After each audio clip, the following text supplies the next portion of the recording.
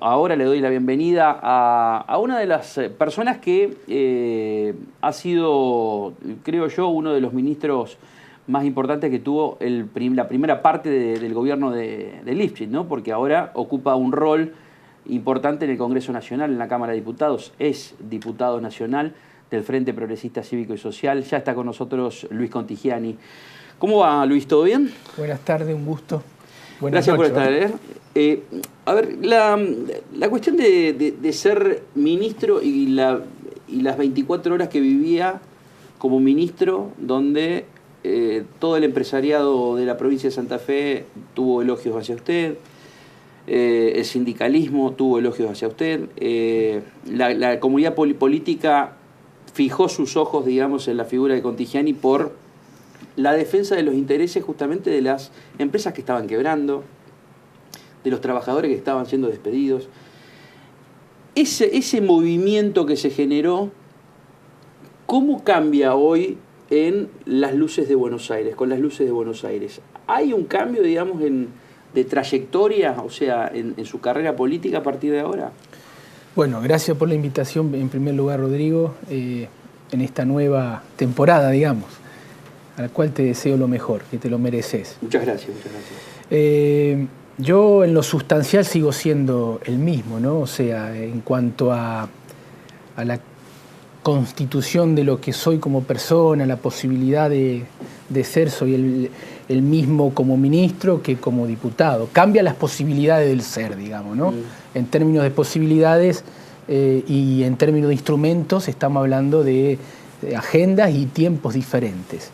En términos de esencia tengo el mismo compromiso, mi misma desesperación, mi misma búsqueda en la defensa del empresario pyme, en la defensa de una democratización de la economía, en la defensa del federalismo, en encontrar propuestas que permitan ir hacia una Argentina mucho más democrática, mucho más desarrollada, en defender en la coyuntura al hombre que está con un problema de trabajo, ahora el productor que está padeciendo una grave sequía y el gobierno nacional no lo puso en agenda como debería ponerlo. Espero que lo haga el gobierno provincial. Entonces, en las cuestiones esenciales es la misma. Los instrumentos, las posibilidades son otros. Estoy haciendo un rápido aprendizaje. ¿Cuál es ese aprendizaje? ¿Qué significa ser diputado nacional? Porque por ahí la gente ve bueno, a mí me ha tocado los debates sobre los temas que se proponen, digamos, y que son mediáticos. Pero digo, yo veo sus redes sociales, por ejemplo, y tiene una presencia territorial, no solamente en la provincia de Santa Fe, sino sobre causas, le voy a decir así, le voy a entrecomillar, causas perdidas, digamos. Hay muchas cosas, digamos, que este gobierno no le da importancia a distintas áreas de producción del área científica, y que usted sí, por ejemplo, como diputado. Pero sí. ¿Son todos los diputados así? Bueno, no, digamos que hay bloques y bloques, hay compromisos diferentes, miradas. Es cierto que he tenido, apenas asumí, un debut muy agitado en el marco del debate de la previsional. Yo juré y no tuve tiempo, tuve que salir a hacerme cargo de este tema que era muy pesado, ni tuve tiempo de estudiar el reglamento. Así que hice un curso acelerado y práctico de lo que es el reglamento parlamentario. En esa semana tuvimos 3 sesiones parlamentarias maratónicas y trascendentes, digamos. Y tuve que fijar posiciones, estudiar, hacer alianzas con otros bloques y otros diputados y diputadas, que nos permitió, por ejemplo, ganar el debate de eximir del impuesto a la ganancia o mantener la excepción del impuesto a la ganancia nada menos y nada más que a mutuales y cooperativistas, sentar la posición en defensa de nuestros abuelos y desnudar, más allá que tuvieron una victoria parlamentaria, desnudar el gobierno nacional, desnudar la fragilidad de los argumentos y desenmascarar todo un ajuste que han cometido y siguen cometiendo con los jubilados, que ahora en este mes de marzo se está concretando, en la reforma tributaria con la rebaja de aportes patronales para que gane más los que más tienen en la Argentina, en la ley de presupuesto, un presupuesto armado para pagar deuda y sostener el pago de la timba financiera en la Argentina y el rentismo financiero sobre los aspectos productivos. rápidamente, posterior a eso, me aboqué a la secuela de este modelo, ¿no? Tuvimos tempranamente, lamentablemente, la noticia de desempleado en la fábrica militar de Fray Luis Beltrán en Santa Fe, luego la problemática del INTI, estoy siguiendo el tema de refinería en San Lorenzo muy de cerca. ¿Pero cuántos son los diputados, por ejemplo? Los Santa Fe no puede perder que lo acompañan en esto. Bueno, son 19 diputados, sí, y 3 senadores. ¿Cuántos son los que acompañaron, por ejemplo, en las reuniones que han tenido con...? Yo puedo decir que la diputada Silvina Frana Uno. Es una mujer muy comprometida, que trabaja mucho. La doctora Alejandra Rodenas también. Estoy recordando así de diferentes bloques. Digamos, articulamos, tenemos agendas en común y demás en la defensa de todo eso. Esa declaración que usted brindó a un medio rosarino al principio de año, yo creo que fue sobre el final o principio de año, de un frente amplio al estilo uruguayo, donde estén todos los matices del progresismo y armar ese frente anti-Macri. ¿Qué le generó como repercusión dentro de la dirigencia política que piensa más o menos igual que usted? Mucha repercusión. Te diría que a partir de esa declaración mía en el medio Rosario 12, con el periodista Luis Bastús, a partir de ahí se desató algo impensado, porque yo no lo declaré con ese objetivo, pero se desató, creo que es un buen debate hasta el día de hoy, donde todos se están pronunciando y tomando decisiones al respecto. Algunos en una postura, otros en otras. Pero te agradezco esta pregunta porque me permite profundizar en mi línea de pensamiento que tiene que ver con la acción y la estrategia política. Yo creo que la realidad está polarizada. ¿Cómo es eso? Cuando digo la realidad, va mucho más allá de lo que a vos o a mí nos gusta como deseo.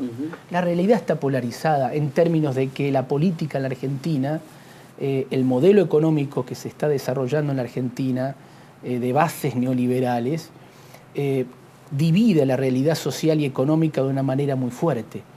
Entonces yo veo una realidad donde, más allá de que nos guste o no nos guste a nosotros como esquema político, una realidad muy fuerte, muy golpeada, muy fuerte, entre ganadores y perdedores.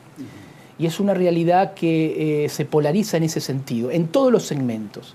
O sea, la polarización ya no es por partidos políticos o frentes políticos, sino... Hay una realidad social y económica polarizada. Ni tampoco la famosa grieta que usted siempre dijo hay que trascenderla o hay que tratar de no entrar en esa grieta, digamos que es justamente funcional a esos dos grupos, sino que lo que plantea es de ganadores y perdedores. Hay una realidad socioeconómica de ganadores y perdedores. Y entonces la estrategia política tiene que, para mí, interpretar eso. Si estamos en esta línea de una realidad muy polarizada por el modelo económico, la propuesta política tiene que ser amplia, también tiene que tener un ribete frentista, amplia, transversal.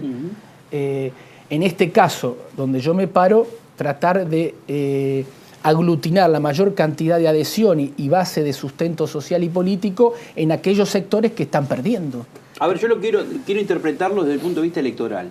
2019, una gran interna, donde estén socialistas, radicales progresistas, peronistas, movimientos sindicales, donde estén organizaciones intermedias. O sea, todo con dos grandes desafíos. Primero, interpretar esa realidad, en esta línea, interpretar esta realidad económica y social de ganadores y perdedores, para salir de esta lógica, para tratar de tener una propuesta que pueda interpretar y canalizar lo que está ocurriendo en la realidad social. Y en segundo lugar, el desafío de armar una alternativa a este modelo que está proponiendo el gobierno nacional. Ahora, si la realidad social está, como yo creo, muy polarizada por los aspectos económicos y sociales entre ganadores y perdedores, creo que tenemos que animarnos a hacer un formato de propuesta política, de alianzas, lo más amplio posible. Ahí viene un gran debate.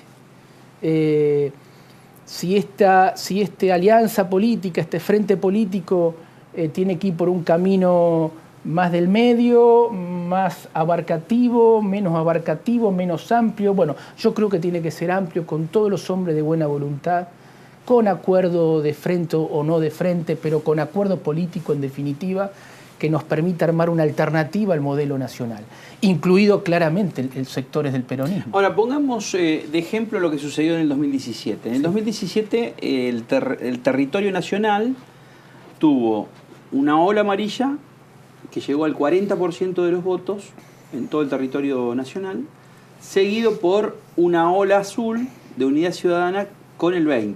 Lo duplicó.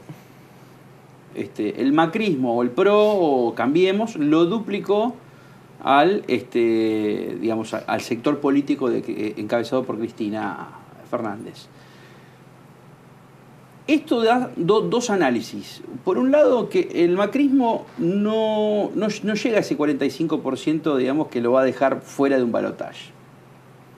No llegó, digamos, o sea, generó una primera minoría. Una primera, bueno, tal cual, es la primera minoría de Argentina. Exacto, no mayoría, una primera minoría. Entonces, pero la Constitución dice el 45% o que le gane con el 40% y que haya más de 10 puntos de diferencia sobre el resto para no llegar a un balotaje. Sí. Porque pienso en lo segundo que quiero ir, al estadio digamos, de definición superior del 2019. Puede haber nuevamente una elección de balotaje si se da todo esto de que no hay grandes diferencias entre un sector y el segundo.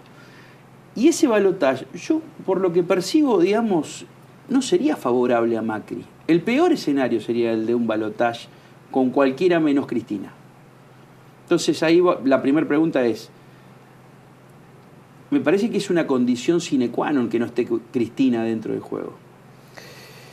Yo creo que esta gran convergencia nacional por el desarrollo, por la transparencia, para tratar de sacar del país del pozo donde está, entre todos los sectores políticos y sociales, transversal, amplio, generoso, ese proyecto político tiene que mirar hacia el futuro, dejar de discutir en el pasado reciente.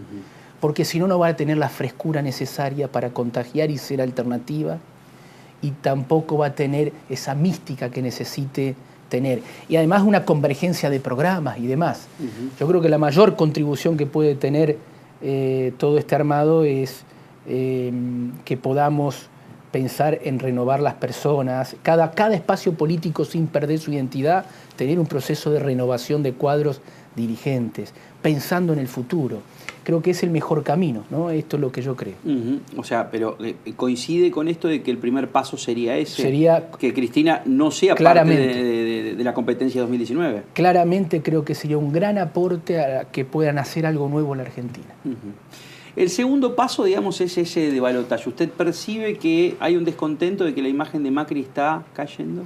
Yo percibo que a partir del debate de la previsional hay un quiebre en la opinión pública frente al gobierno nacional. Y esto se ha reflejado rápidamente a partir de diciembre del año pasado al presente, rápidamente una caída, un deterioro de la imagen pública muy fuerte.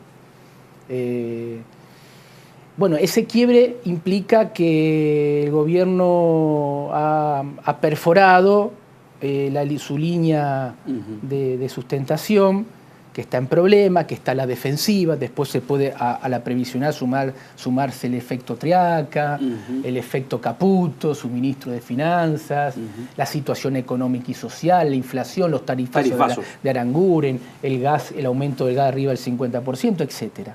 El poder de consumo que no arranca. Las paritarias al 15%, las paritarias al la inflación 15%. Yo creo que superó el 25-26% el año pasado. Claro, ¿no? A partir de la previsional, creo, y con todo esto hecho, hay un gobierno a la defensiva que está queriendo posicionarse con otra agenda, con otros debates que quiere estimular e instalar para inclusive tratar de zafar de este momento. Ahora, eso no significa que estamos ante un gobierno débil. No significa que estamos ante un gobierno... Es la primer minoría. Claro. Y que no va a ser competitivo en el 2019. Nosotros tenemos que prepararnos para unas elecciones el año que viene a nivel nacional donde creo que van a pesar de todo esto, más debilitado, más golpeado, si se quiere, en términos de adhesiones populares, o más erosionado. Creo que el gobierno es competitivo y va a ser una primera minoría dura para competir y poder ganarle democráticamente. Por eso es muy importante que nosotros en esta etapa podamos ser buenos constructores de un proyecto político amplio, muy amplio, generoso, que pueda reunir diferentes historias, corrientes, recorridos, que nos permita mirar al futuro, tener mística, volver a contagiar. Yo decía por estos días, me gustaría volver a recrear un proyecto político en la Argentina que tenga la mística del Grupo de los Ocho, la frescura que significó la aparición del Frente Grande, y por qué no, toda esa rebeldía democrática que significó Alfonsín en sus comienzos. Por ahí tenemos que ir con hombres de buena voluntad, militantes que honren la política. Esa frase se la escucho siempre, con hombres de buena voluntad. ¿Hay hombres de mala voluntad? Bueno, hay hombres que me parece que... O sea, porque yo creo que los que piensan que Macri es el adversario político a competir en el 2019, o el plan B es Mariú Vidal, del mismo riñón de Macri, que es la gobernadora de la provincia de Buenos Aires, que muchos la mencionan como que si sigue cayendo la imagen de Macri, va a salir al juego el plan B, que es Mariú Vidal. Entonces digo, ante esto, ¿puede haber hombres de mala voluntad? O sea, de generar hasta un status quo. ¿Estoy cómodo como estoy siendo opositor? Sí, claramente. ¿Lo ve a esto en el Congreso? Sí, claramente. Inclusive personas que han hecho de la política no una vocación de servicio, sino que se han servido de la misma y que tienen que dar muchas explicaciones. Yo no juzgo, pero tienen que dar muchas explicaciones, sobre todo de lo que dicen y cómo viven. Uno puede tener muchísimo error en la vida, pero finalmente a la vuelta de las últimas horas del día uno se acuesta y vive como... Veo muchas fotos después, seguramente en el programa van a aparecer, yo ahora no estoy viendo el monitor, pero muchas fotos de los últimos meses ya en Buenos Aires, que está usando mucho el transporte público de pasajeros. Veo las fotos, digamos, que están recorriendo, ya compenetrado en su trabajo, digamos, en un colectivo, con algún asesor suyo, pero están trabajando en transporte público. Es raro ver un político en el transporte público. O sea, es una rareza. No, lo aclaro porque me permite bien aclararlo. Una de las cosas buenas de dejar de ser funcionario y ministro es esta. Recuperé un poco lo que antes hacía, porque yo lo hacía antes. O sea, esa es la naturalidad. Claro, yo lo hacía antes. Lo que pasa es que la función de ministro me chupó. Cuando uno tiene un ministro, tiene un auto, el chofer, te llevan acá, y uno va, a pesar de que uno insiste, te va ganando la coyuntura, te salta una urgencia, tenés que viajar, te queda más cómodo el auto y el chofer, vamos, venimos. Bueno, a mí me ha permitido, ahora que soy diputado nacional, que estoy más en un trabajo y agenda diferente, manejar más mis tiempos. Y bueno, lo que estoy haciendo lo hacía. Para mí no es nada nuevo. La última, al hueso. En términos, digamos, futboleros, al hueso. Digamos, es como de Tibi Peroné, digamos, casi. ¿Usted me va a sacar la piernita o no? ¿Es lo mismo para el Frente Progresista tenerlo a Lifchit en la cancha en el 2019 o no tenerlo? ¿Es lo mismo? No, me parece que no, porque representa es un dirigente en el socialismo, junto con el doctor Bonfatti. Son los dos grandes dirigentes que tiene hoy el socialismo y sus máximos representantes, tanto en el orden nacional y como provincial. Entonces, si son los dos grandes dirigentes que tiene el socialismo y tienen proyecciones políticas muy importantes, no le haría bien ni al socialismo ni al Frente Progresista que ellos no jueguen alguna responsabilidad. Y lo de la reforma constitucional con reelección, ¿qué piensa usted? Primero, con respecto a la reforma de la Constitución, yo soy reformista por principio, por esencia, por filosofía, por ideología. soy reformista universitario, soy reformista económico, soy reformista democrático, constitucional, soy reformista por vocación. Con respecto a la reelección, me guardo mi opinión porque yo fui ministro del gobernador Miguel Lifchit y creo que no contribuye nada a un posicionamiento mío en ese tema. Pero en torno a esto, repito la primera pregunta que hice sobre el final. ¿Es lo mismo tenerlo como candidato a gobernador a Lifchit que no tenerlo hoy? O sea, siempre está el axioma de que el que gobierna, el que tiene la lapicera, es el mejor candidato. Lo hemos hablado muchas veces off the record con usted. Entonces, ¿hoy es lo mismo prescindir de la posibilidad de Lifchit como candidato a gobernador que tenerlo, digamos, en la competencia? No, no es lo mismo. Mentiría si diría que sería lo mismo. No es lo mismo. Ahora, creo, insisto, que el socialismo tiene